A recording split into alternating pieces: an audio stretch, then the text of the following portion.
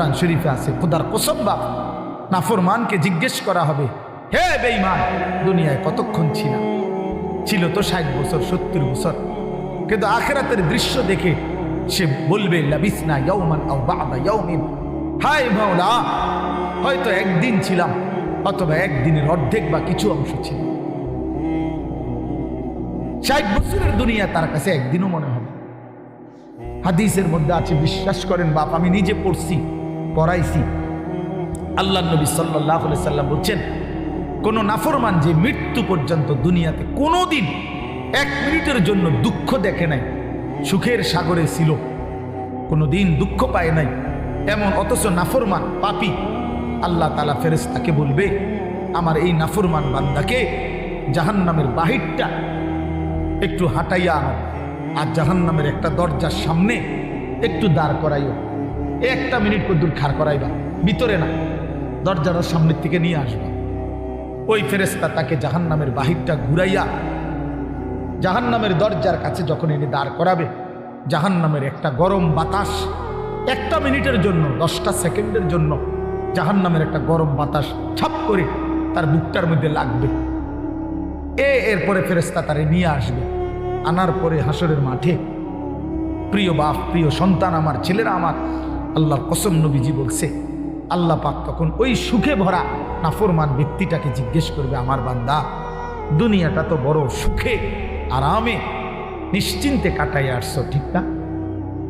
আল্লাহর কসম ওই বান্দা তখন বলবে, আয় মাওলা, আপনার জাতের কসম মাওলা, জীবনে দুনিয়ার হায়াতে সুখ কি জিনিস আমি জীবনে কোনোদিন দেখিনি। বিশ্বাস করি, এটা হাদিসের। আবার আমি ব্যক্তিগতভাবে খামখেয়ালি কথা কম বলি, এটা হাদিস। অর্থাৎ জাহান্নামের 10 সেকেন্ডের ওই দরজার মুখের একটু গরম বাতাস তার 60 বছরের 70 বছরের সুখ 1 মিনিটে 1 সেকেন্ডে 10 সেকেন্ডে ভুলে গেছে, সব ভুলে গেছে। আল্লাহ তাআলা ফেরেশতাকে আবার বলবে, একজন ইমানদার বান্দাকে দিয়ে, যে বান্দা জীবনে কোনোদিন মৃত্যু পর্যন্ত সুখ পায় নাই, দুনিয়া কষ্টে কষ্টে জীবন কাটাইছে, কিন্তু আল্লাহকে ছাড়ে নাই, আল্লাহর বন্দিগি ছাড়ে নাই, অভাবের সংসারে, দুঃখ কষ্ট যন্ত্রণার সংসারে নামাজ ত্যাগ করে নাই, আল্লাহকে নারাজ করে নাই, আল্লাহ পাক বলবে, ফেরেশতা, আমার এই ইমানদার বান্দাকে জান্নাতের চারদিকে একটু হাঁটাইয়া আনো, আর লাস্টে একটু দরজার মুখে দাঁড় করাইয়া আনবা। এই বান্দাকে সারা জান্নাতের চারদিকে ঘুরাইয়া দরজার সামনে যখন আনবে, তো 10 সেকেন্ডে জান্নাতের একটা আরামদায়ক বাতাস তার বুকে আইসা লাগবে। এরপরে তাকে আল্লাহর সামনে আনা হবে।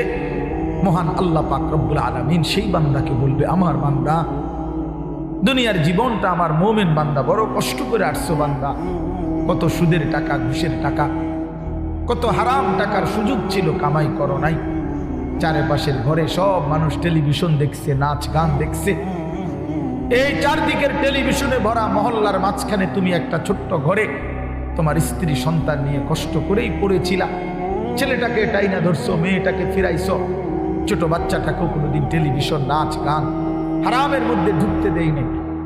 আল্লাহ তাআলা ওই ইমানদার বান্দাকে বলবে, আমার বান্দা, দুঃখে ভরা জীবনটা কাটাই আসছো, ঠিক না? খুব কষ্ট পাইছো আমার বান্দা দুনিয়াটা, কিন্তু আল্লাহর কসম শোনেন, নবীজি বলছে, ওই ইমানদার বান্দা সে তখন আল্লাহ পাককে বলবে, আয় মাওলা, আল্লাহর কসম মাওলা, জীবনে হায়াতে, দুনিয়ার জীবনে দুঃখ কি জিনিস আমি কোনোদিন দেখি নাই। প্রিয় বন্ধু, 10 সেকেন্ডের জান্নাতের আরাম বাতাস তার 70 বছরের দুঃখ ভুলে গেছে, আর ওই নাফরমানকে 70 বছরের সুখ জাহান্নামের 10 সেকেন্ডের গরম বাতাস ভুলে গেছে। এর নাম আখিরাত।